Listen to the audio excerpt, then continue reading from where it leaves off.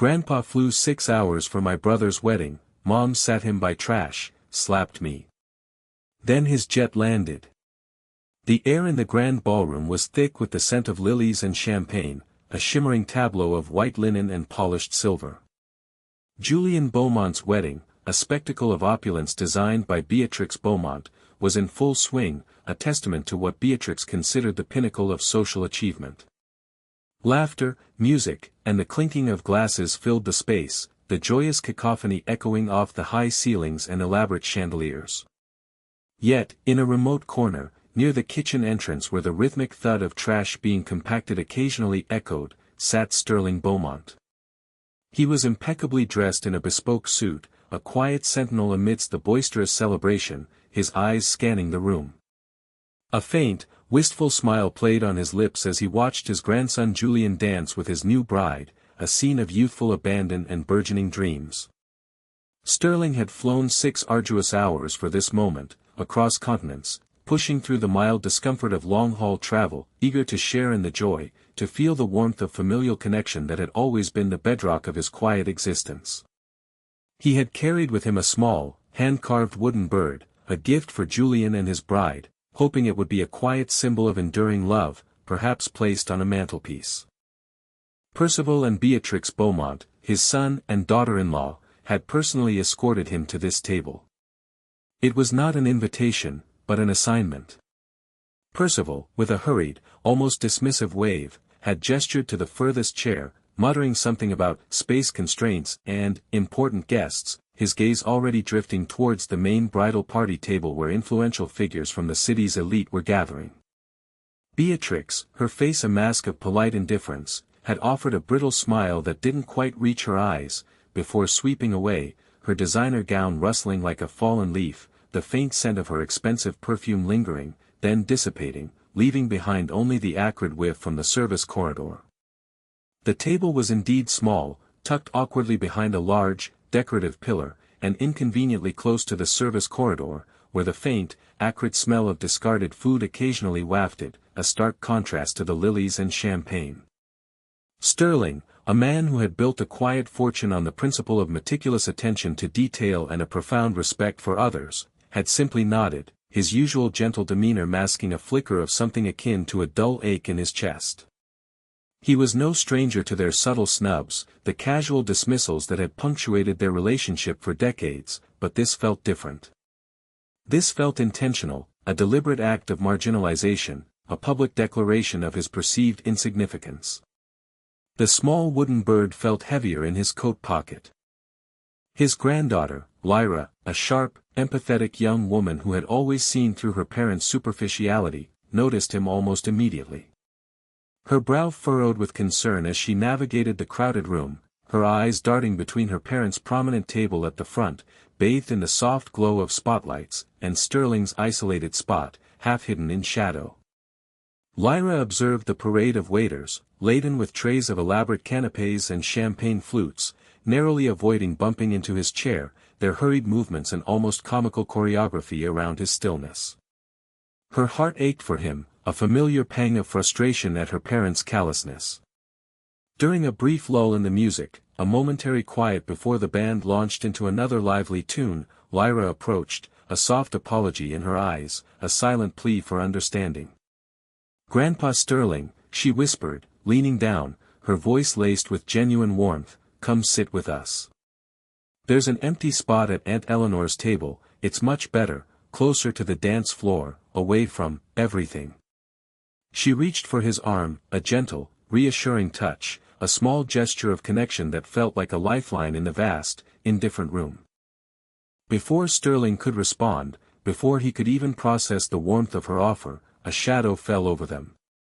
Beatrix, her face contorted into a mask of pure fury, materialized seemingly out of nowhere, her designer gown a vibrant slash against the muted backdrop of the pillar. Her eyes, usually glittering with social ambition, narrowed into cold slits, reflecting the predatory instinct of a lioness guarding her territory. Lyra Beaumont, her voice, though hushed, carried an unmistakable venom, cutting through the ambient noise like a sharpened blade. "What do you think you're doing? I placed your grandfather there for a reason."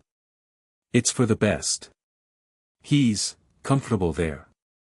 Her words dripped with condescension, each syllable laced with thinly veiled contempt. Lyra, startled but defiant, straightened up, her chin slightly raised. Mom, it's not right.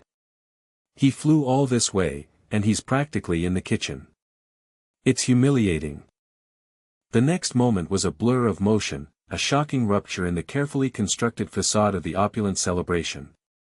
Beatrix's hand, adorned with a dazzling diamond ring that seemed to mock the raw emotion of the moment, shot out. A sharp, cracking sound, sickeningly loud in the relative quiet of their corner, echoed. Lyra's head snapped to the side, a crimson mark blossoming almost instantly on her pale cheek. The air seemed to freeze, time itself suspended. Sterling's eyes, usually warm and filled with a gentle, enduring light, turned to ice, a glacial blue that reflected no emotion, only stark, unyielding clarity. He saw the shock, the hurt, the profound humiliation in Lyra's eyes, a mirrored wave of crushing disappointment in his own. Beatrix, her chest heaving with barely suppressed rage, whispered, her voice a low, dangerous hiss, "Don't you ever, ever defy me in public, Lyra." "And you?" she spat, turning her gaze, now truly venomous, to Sterling, "You will sit where you are told. This is our day, not yours to ruin with your unsophisticated presence." Sterling did not flinch, did not speak. His entire being seemed to retract, to withdraw into a deep, impenetrable silence. He simply looked at Beatrix, a gaze so devoid of emotion, so utterly empty of the warmth he usually exuded, that it was far more chilling than any shout, any angry retort. Lyra, tears welling in her eyes, blurring the glittering lights of the ballroom, stumbled back, clutching her stinging cheek, her quiet plea for decency brutally silenced. The music swelled again, a triumphant symphony of brass and strings, drowning out the silent, terrible tableau in their forgotten corner. Sterling watched Lyra retreat, her small, defeated figure disappearing into the crowd, then slowly, deliberately, turned his gaze back to the main family table, where Percival, oblivious, was laughing loudly at some joke shared amongst the inner circle, his face flushed with champagne and self-satisfaction. The faint, wistful smile Sterling had carried earlier had vanished completely, replaced by a quiet, unyielding resolve that hardened the lines around his mouth. The small wooden bird in his pocket felt like a stone. The last vestiges of hope he had harbored for true familial love and respect had just been brutally extinguished. He knew, with absolute certainty, that this was the end of an era.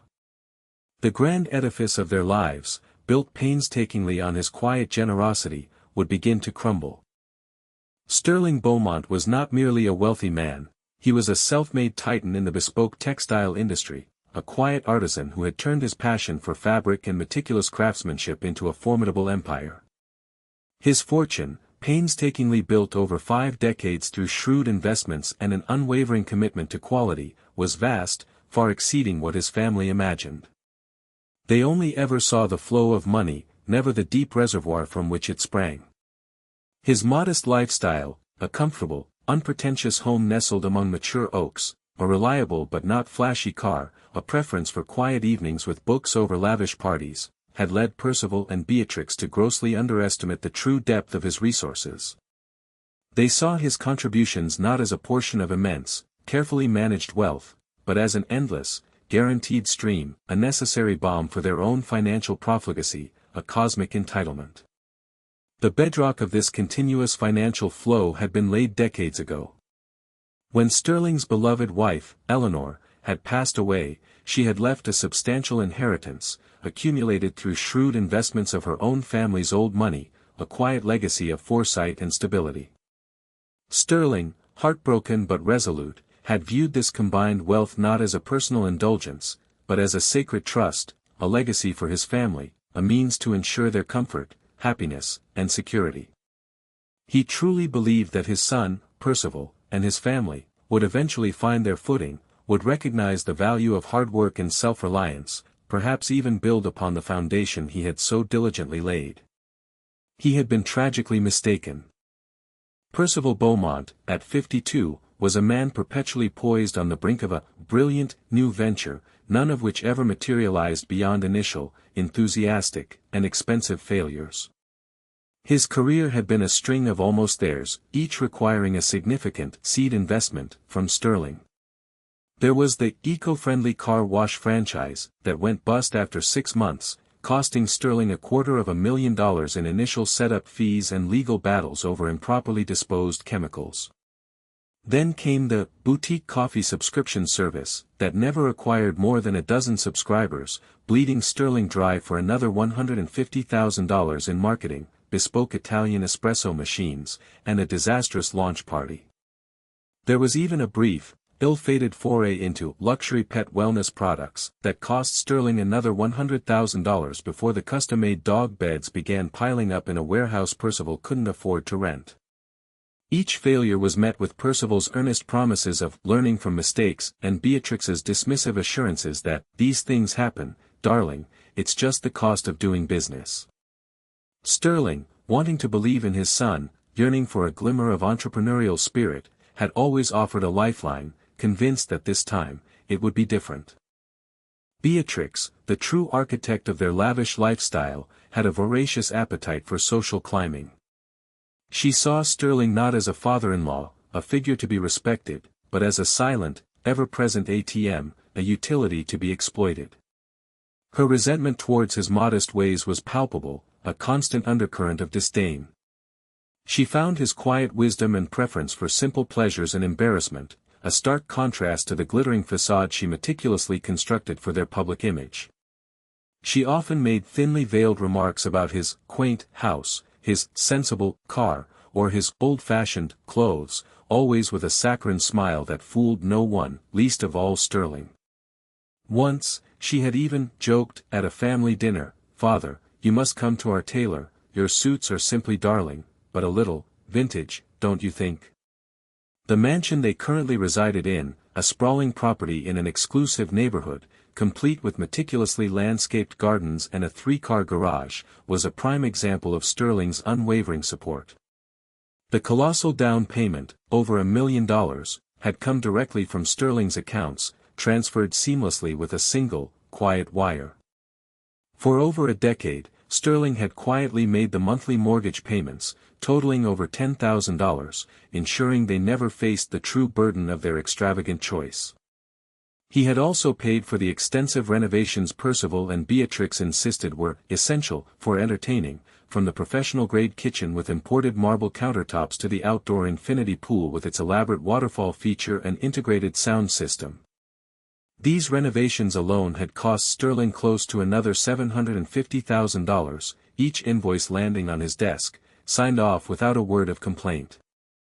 Their garage housed a fleet of luxury vehicles, a gleaming Mercedes S-Class for Percival, a sleek Range Rover for Beatrix, and even a sporty BMW Z4 for Julian when he turned 16, a gift Sterling had secretly hoped Julian would appreciate for its engineering, not just its status.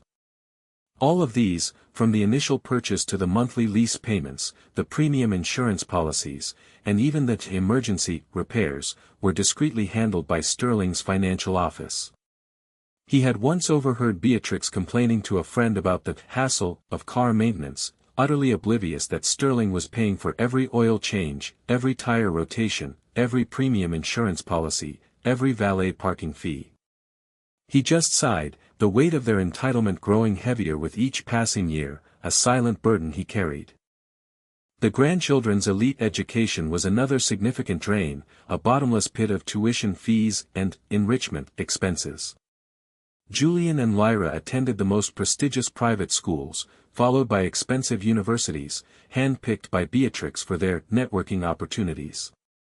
Tuition, room and board, study abroad programs, and even activity fees that seemed to encompass everything from exclusive club memberships to extravagant spring break trips to Aspen and Santorini, were all funded by Sterling. His grandchildren, particularly Julian, had grown up with a sense of boundless entitlement. Julian, for instance, had demanded a grand piano for his dorm room, claiming it was essential for his creative process as a nascent DJ, a whim that cost Sterling $50,000 for a Steinway Grand and its intricate shipping. When Lyra expressed a genuine interest in a summer archaeological dig in Egypt, seeing it as an investment in her intellectual curiosity and independent spirit, Sterling had not hesitated to fund the entire $20,000 trip, recognizing her unique desire for knowledge. Julian's allowance alone, over $5,000 a month, was more than many people's salaries, yet he frequently complained about being short on funds, demanding additional transfers for emergencies like VIP club access or new designer sneakers. The disrespect had manifested in countless ways over the years, subtle at first, then increasingly overt, like a slow-growing cancer on their familial bond. Family dinners at the mansion often saw Sterling relegated to an awkward seat at the end of the table, or worse, forgotten in a side room while the main conversation flowed around him, centered on Beatrix's social triumphs or Percival's latest, brilliant idea. Decisions about family vacations, major purchases, or even Julian's career path were made without his input, despite his being the primary financier.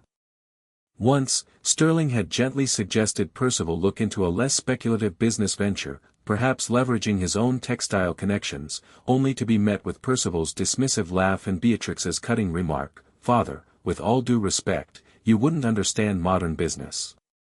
Stick to your textiles, that's where your expertise lies." The implication was clear: his money was welcome, his wisdom was not. Holidays were particularly painful.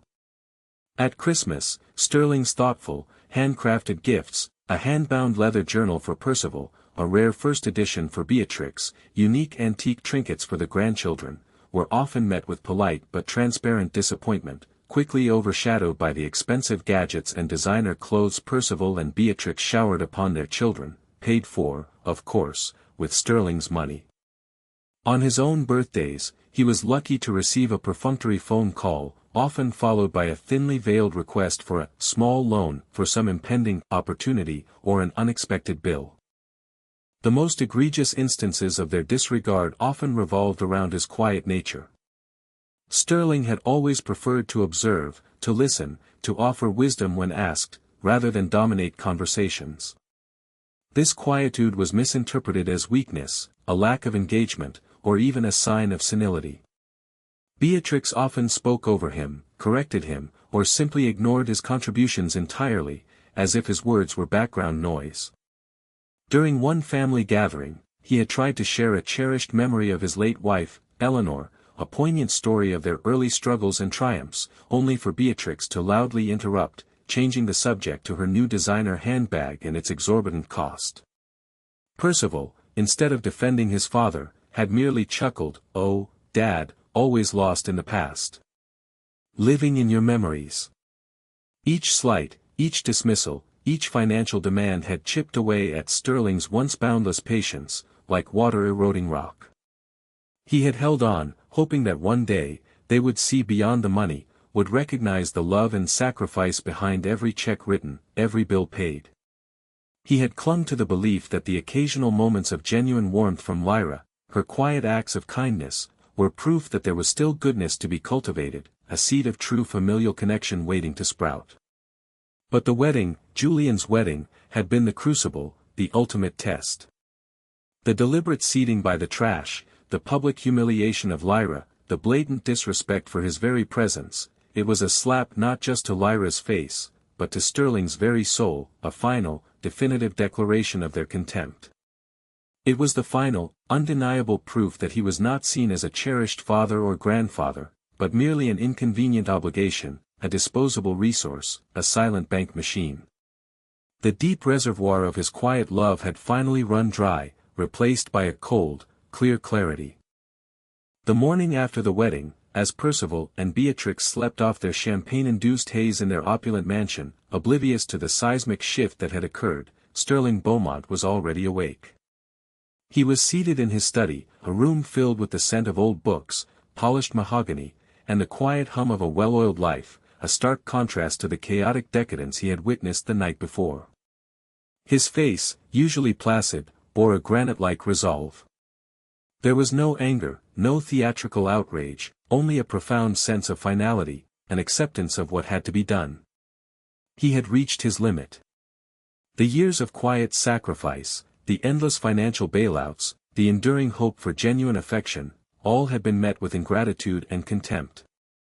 He had been treated as a resource, a vessel for their excesses, rather than a human being worthy of respect. That illusion, that painful, enduring illusion, had been shattered irrevocably. He picked up his phone, his movements slow and deliberate, each touch of the button imbued with the weight of decades of unacknowledged generosity, a quiet reckoning. He first called Julian Vance, his longtime private banker, a man who understood the intricacies of Sterling's vast wealth and his fiercely guarded privacy. Vance had often, with a discreet cough, reported on the shocking frequency and magnitude of the Beaumonts' withdrawals, a silent witness to their financial recklessness. Julian, Sterling's voice was calm, almost unnervingly so, lacking any trace of emotion. I need you to halt all recurring payments associated with Percival and Beatrix Beaumont, effective immediately. Every single one, without exception. Vance, accustomed to Sterling's precise instructions, but sensing an unprecedented shift, merely acknowledged, all of them, Mr. Beaumont. The house, the cars, the allowances, the business funds. Even the direct deposits to Percival's accounts. Sterling's gaze was fixed on a framed photograph of his late wife, her gentle smile a silent testament to a love that had known no bounds. Every single one, Julian. And I mean immediately. I also want all credit lines that are in my name but used by them, frozen and cancelled. Any direct deposits, any trust funds they might have access to from my assets, all of it. Cut off the tap completely, Julian. Leave no avenue open. Vance, a shrewd man who had witnessed the Beaumonts' extravagance and Sterling's quiet suffering for years, detected the steel beneath Sterling's quiet tone, a finality he had never heard before. Understood, Mr. Beaumont. Consider it done by end of business today. You have my absolute discretion. Next, Sterling called Eleanor Vance, Julian's sister and Sterling's long-standing attorney, a sharp, formidable woman who handled his legal affairs with an unflinching honesty that Sterling deeply respected.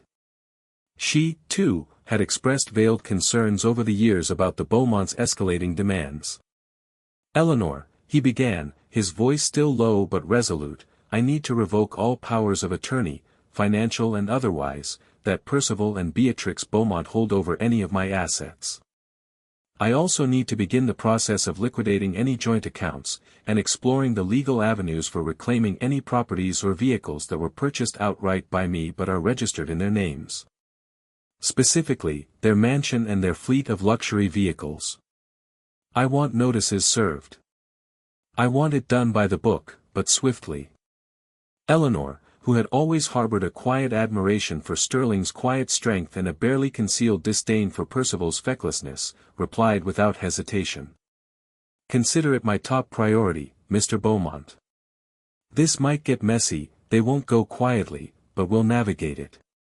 Are you prepared for the fallout? The accusations? The public spectacle?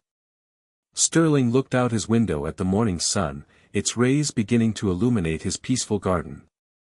I am more prepared than they can possibly imagine, Eleanor. And the spectacle, I assure you, will be entirely of their own making. The first tremors of the impending earthquake were subtle, almost imperceptible, easily dismissed by the self-absorbed Beaumonts. Later that same day, Beatrix, at a high-end boutique she frequented, attempted to purchase a new handbag for a post-wedding brunch, a limited edition crocodile skin tote she had coveted. Her premium credit card, usually sailing through transactions with ease, was declined. Insufficient funds, the sales assistant stated politely, her eyes betraying a hint of surprise. Beatrix, mortified, her cheeks flushing with indignation, tried another, then another, pulling them from her designer wallet with increasing desperation. All declined. This is absurd, she huffed, convinced it was a bank error, a temporary glitch in the system. She stormed out, fuming, planning to call Percival immediately to sort out this ridiculous banking issue, blaming the incompetence of the financial institutions. Percival, meanwhile, received an automated email notification about an unsuccessful payment attempt for his Mercedes lease. He shrugged it off as a glitch, a minor administrative oversight. He had just submitted a meticulously crafted proposal for a new, blockchain-based luxury concierge service to a potential investor, and he was already mentally spending the projected profits, envisioning a new yacht and a penthouse in Monaco. The financial details were Sterling's problem anyway, something his father's office always handled. He had a lunch meeting to attend, far more pressing matters. The following days brought a slow, creeping panic, a tightening vice around their carefully constructed reality. The household staff, the housekeeper, the gardener, the pool cleaner, the personal chef, all quietly informed Beatrix that their payments had not gone through, their voices tinged with polite awkwardness, then genuine concern as their next paychecks also failed to appear. The electricity bill arrived with a bold red, final notice, followed by a similar warning for the water. Then came the car repossession warnings, stark white envelopes that seemed to scream their impending doom. Julian's emergency request for funds for his extravagant honeymoon in Bora Bora was met with a blunt, transaction declined, from his bank, followed by furious, tearful calls demanding his parents fix it. His monthly allowance simply did not appear, leaving him stranded and humiliated on a remote island.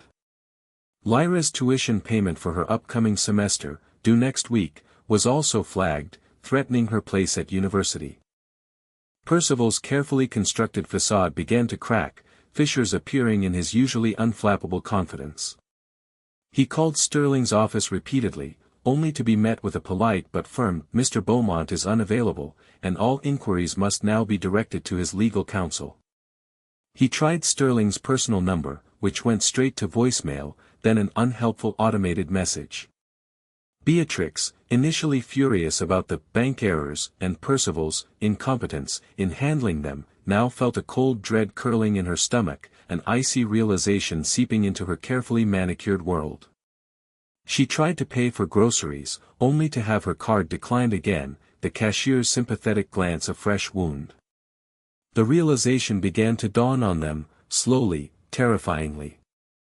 The tap, the seemingly endless tap, had not merely sputtered, it had been violently, definitively shut off. Their lives, built on the shifting sands of Sterling's wealth, were beginning to crumble around them, one unpaid bill, one cancelled service, one repossessed luxury item at a time. The initial panic was a mere whisper compared to the storm that was about to break. The phone calls had gone unanswered. The texts unread.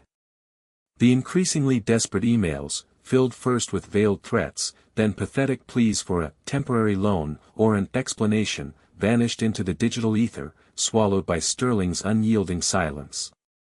Percival and Beatrix, now acutely aware of the precipice they stood upon, could no longer maintain their composure, their carefully crafted illusions of power and influence shattered. The house, their very symbol of status and opulence, was teetering on the brink of foreclosure, the final notice having arrived, demanding immediate payment. The luxury cars, once emblems of their success, were being towed away, one by one, leaving gaping, empty spaces in their once full garage.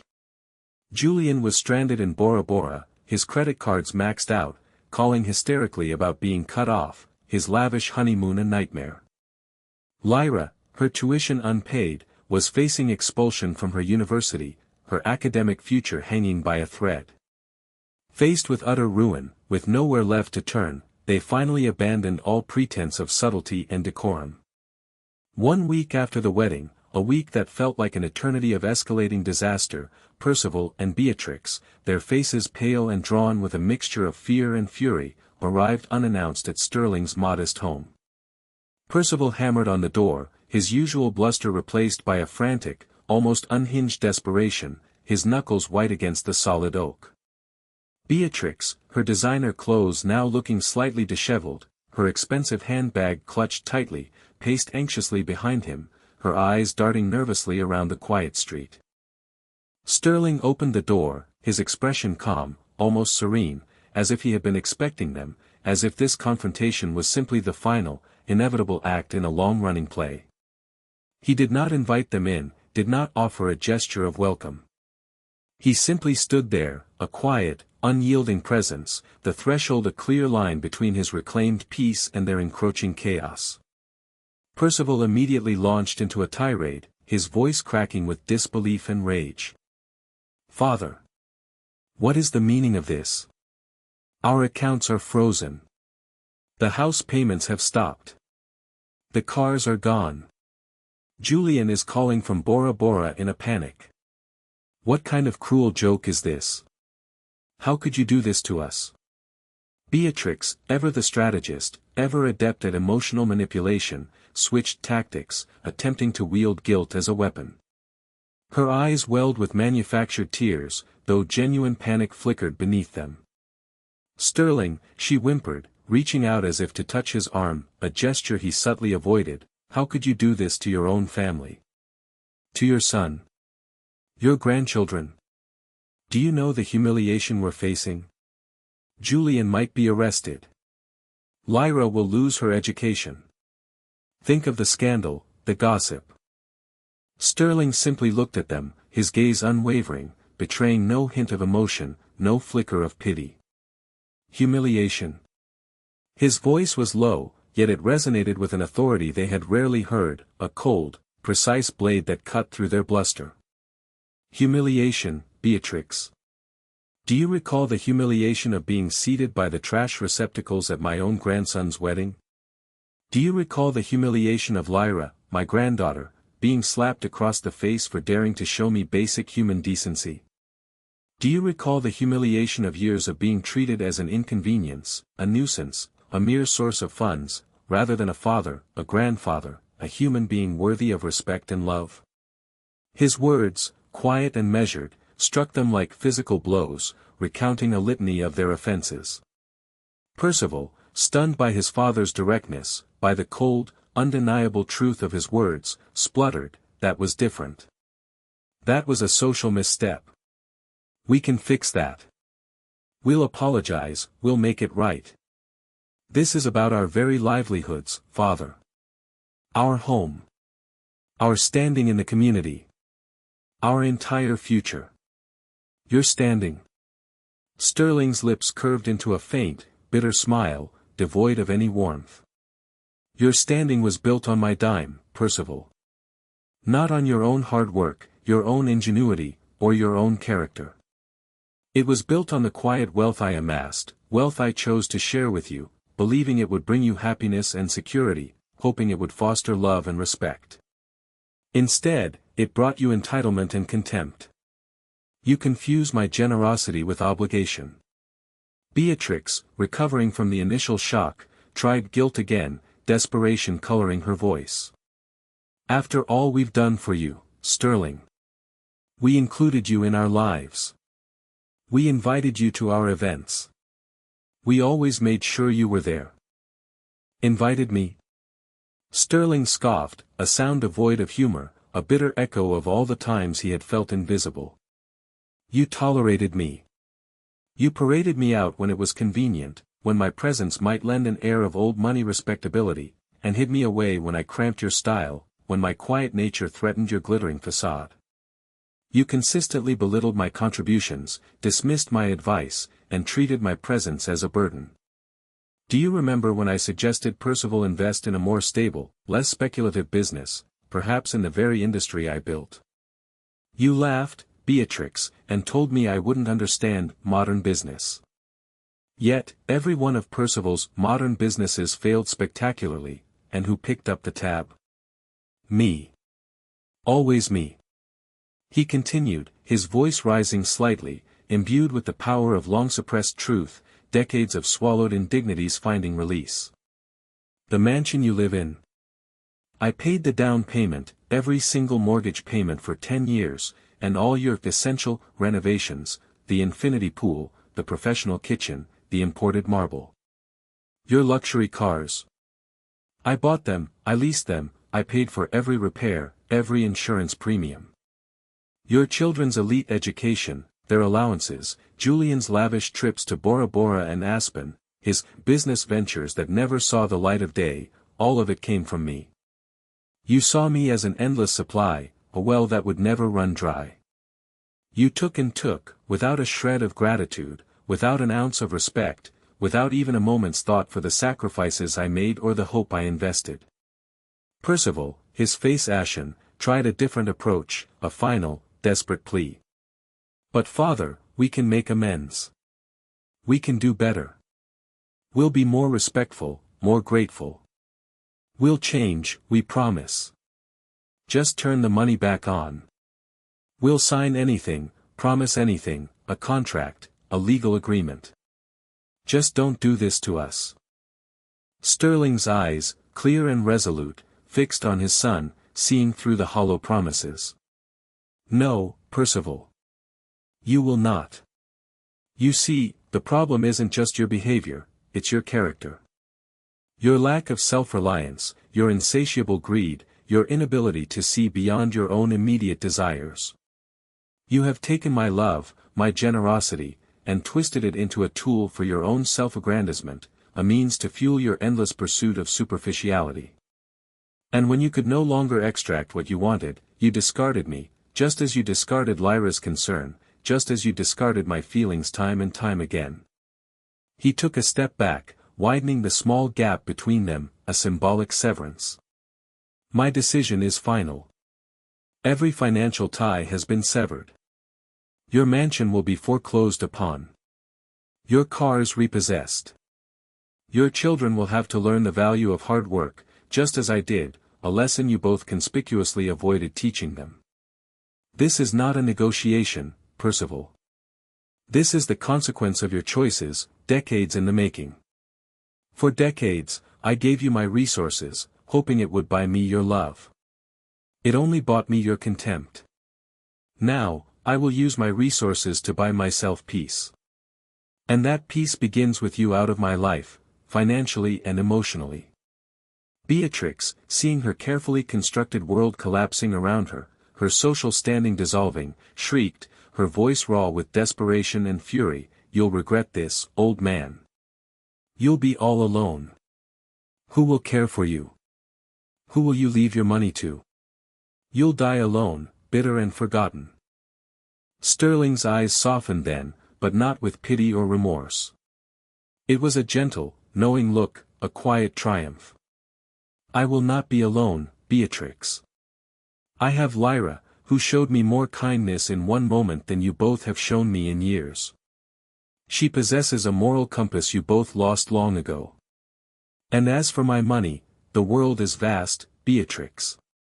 There are countless charities, countless causes, countless individuals who are truly deserving. Unlike you, I understand that true wealth is not just about accumulation, but about purposeful distribution, about making a genuine difference. And I assure you, you will not see a single penny more.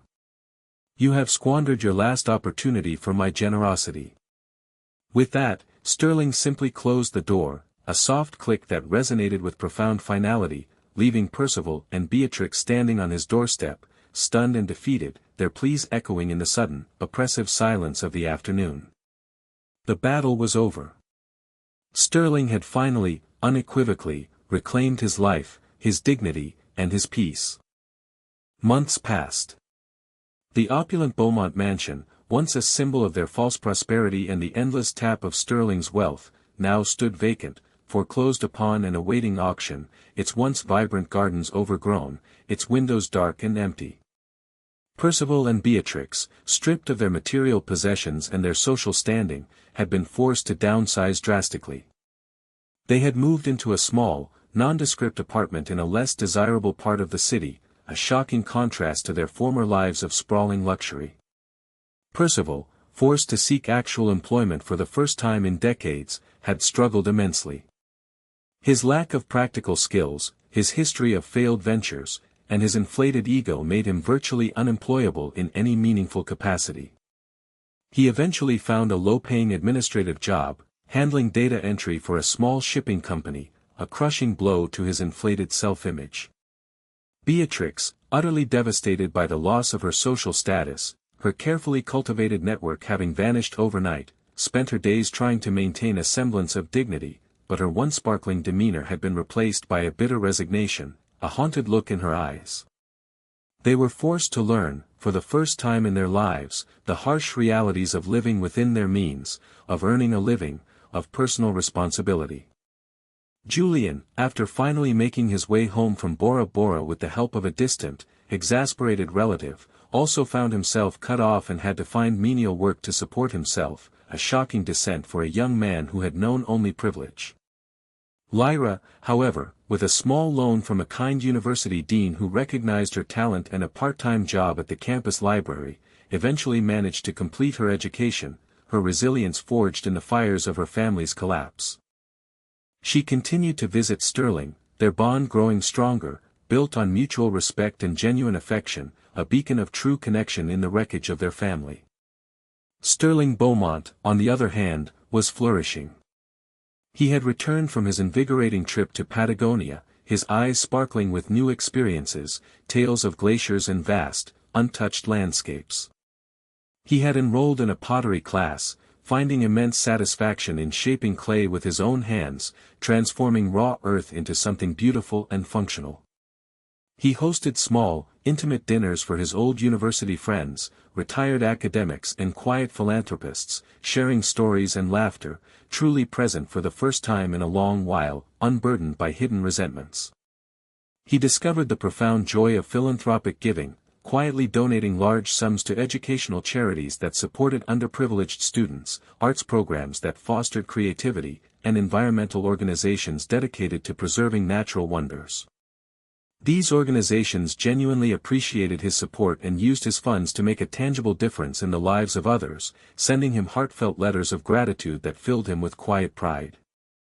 He no longer felt the constant low hum of anxiety about his family's next financial demand or their latest display of disrespect. His days were filled with purpose, peace, and quiet contentment. He lived modestly, by choice, but with the quiet knowledge that his vast wealth was now serving a greater good, enriching his own life through meaningful contributions rather than enabling the destructive excesses of others. He had learned a profound truth: love and respect cannot be bought. They must be earned, nurtured, and reciprocated. For years, Sterling had poured his resources, his energy, and his love into a bottomless pit of ingratitude, hoping to fill a void that could never be satisfied by money. Now, he understood that the deepest well of loyalty and appreciation was within himself, cultivated through self-respect and authentic connection. His greatest act of love, in the end, was to himself, reclaiming his dignity, his peace, and his fortune, and redirecting it towards a life of true purpose and quiet joy. The jet that had been rumored to land, the one that would signify the true depth of his wealth and bring untold riches to his family, was not a physical plane carrying more money. Instead, it was the landing of a profound, internal realization that his own worth far exceeded the monetary value they had placed on him. He was finally free. This story of justice and profound life lessons is just one of many we share on our channel.